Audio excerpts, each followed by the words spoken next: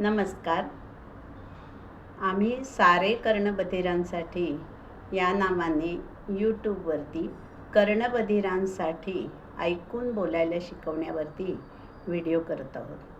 मागच्या वेळचा व्हिडिओ सीमा गोयलनी आपल्या भावना त्या मुलांनी कशा व्यक्त कराव्यात आणि त्याच्यातून भाषा कशी वाढवावी हे तिने खूप छान सांगितलेलं आहे.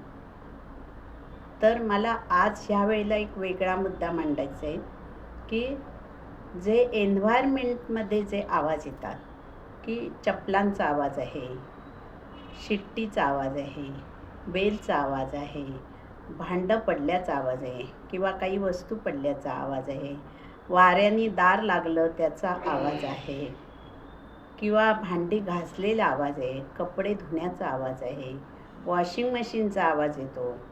तर हे सगळे आवाज त्यांना ऐकवायचे आहेत आणि त्या आवाजावरनं त्यांनी ओळखायचं की काय चाललं आहे.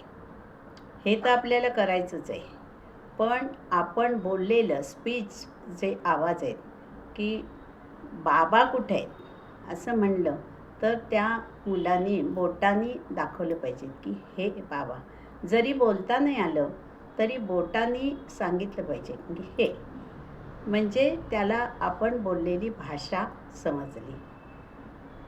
आई कुठे, बाप्पा कुठे असं बोटांनी दाखवता आलं पाहिजे, म्हणजे आपण बोललेली भाषा त्यांना समजते. आणि ही भाषा समजायला लागली की जरी ते मूल बोलत नसलं तरी ते बोलण्याचा प्रयत्न करायला लागतं. मग बोलण्याचा प्रयत्न करायला लागल्यानंतर आपण ते पूर्ण वाक्यात बोलायला सांगायचं किंवा त्या बोलण्यामध्ये थोडं करेक्शन करून घ्यायचं, प्रत्यय लावायचे, क्रियापद नीट बोलायला लावायचं. ह्या करेक्शन आपण करायला लागतील आपल्याला आणि आपण बोललेलंच ते मूल बोलायला लागेल. लहान मूल तसंच बोलतं की आपण बोलू तेच बोलतं.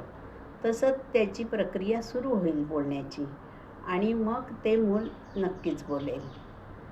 तर हे होण्यासाठी आपण त्यांना हे स्पीचचे साऊंड ऐकवले पाहिजेत आणि ऐकून त्यांना किती समजत आहेत हे पाहिलं पाहिजे.